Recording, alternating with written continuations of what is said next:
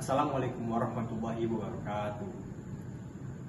Puji syukur kita panjatkan kepada Allah Subhanahu wa Ta'ala atas segala limpahan nikmat dan karunia-Nya, sehingga saya bisa menyampaikan pidato singkat tentang generasi muda yang berkualitas tinggi dalam berperan penting dalam pertumbuhan ekonomi di era Society 5.0. Ekonomi digital merupakan salah satu sektor yang mengalami pertumbuhan signifikan di masa sekarang ini. Seiring hadirnya era transformasi digital, pemerintah juga terus mengakselerasi ekonomi digital Indonesia. Salah satunya dengan pengembangan keterampilan digital pada generasi Z atau generasi milenial.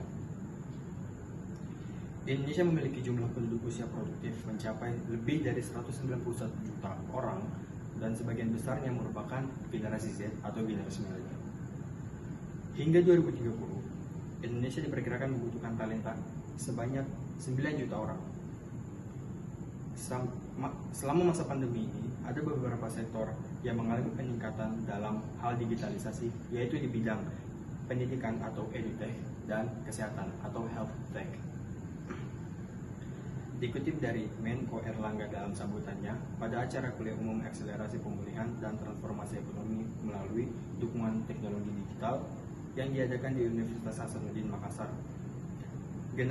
Generasi muda yang berkualitas tinggi akan memiliki peran penting dalam pertumbuhan ekonomi di Indonesia di era Society 5.0. Pengembangan keterampilan digital diperkirakan akan berkontribusi senilai 434 triliun kepada PDB Indonesia di 2030 atau setara dengan 16% dari PDB. Peluang besar ekonomi digital Indonesia ini harus dimanfaatkan untuk kesejahteraan bersama, ujarnya. Ekonomi digital Indonesia saat ini merupakan yang tertinggi di ASEAN dengan nilai 70 miliar US dollar atau menguasai 40% dari pangsa ekonomi digital ASEAN.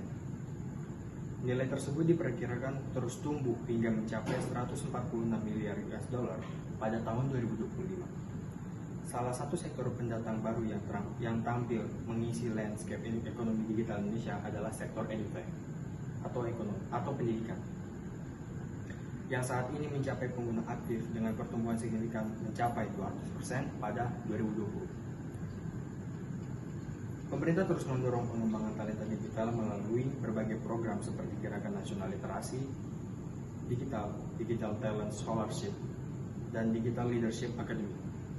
Namun, transformasi ekonomi memerlukan koordinasi dan sinergi dengan seluruh pihak termasuk perguruan tinggi. Perguruan tinggi juga bisa mendorong digitalisasi pada seluruh program pembelajaran mahasiswa apapun bidangnya. Pengembangan talenta digital diharapkan juga memberikan dampak positif terhadap pertumbuhan digitalisasi UMKM di Indonesia. Di era digital ini, generasi muda Indonesia harus mampu memanfaatkan talenta digitalnya sehingga tidak hanya berperan sebagai job seeker saja, namun dapat menjadi job creator. Kewirausahaan dan UMKM merupakan salah satu pilar pertumbuhan ekonomi selama masa pandemi.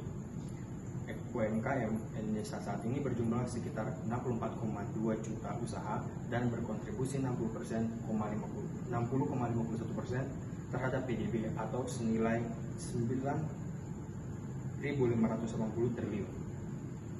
UMKM juga berkontribusi terhadap penyerapan 97% dari total tenaga kerja yang ada dapat menghimpun sampai 60,4% dari total investasi. Namun saat ini rasio kewirausahaan di Indonesia masih rendah, yakni 3,47% dari total populasi. Rasio kewirausahaan ini untuk sebuah negara maju minimal 5% dari total populasi.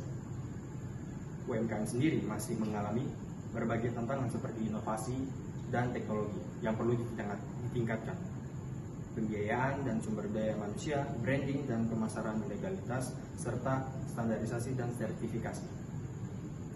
Pada masa pandemi ini, tantangan UMKM bertambah dari sisi adaptasi terhadap perkembangan teknologi. Oleh karena itu, perlu dilakukan transformasi UMKM melalui penerapan teknologi digital, sehingga mereka dapat memberikan layanan dengan jaringan luas, cepat, efektif, dan efisien. Sekian pidato singkat dari saya. Kurang lebihnya mohon maaf. Wassalamualaikum warahmatullahi wabarakatuh.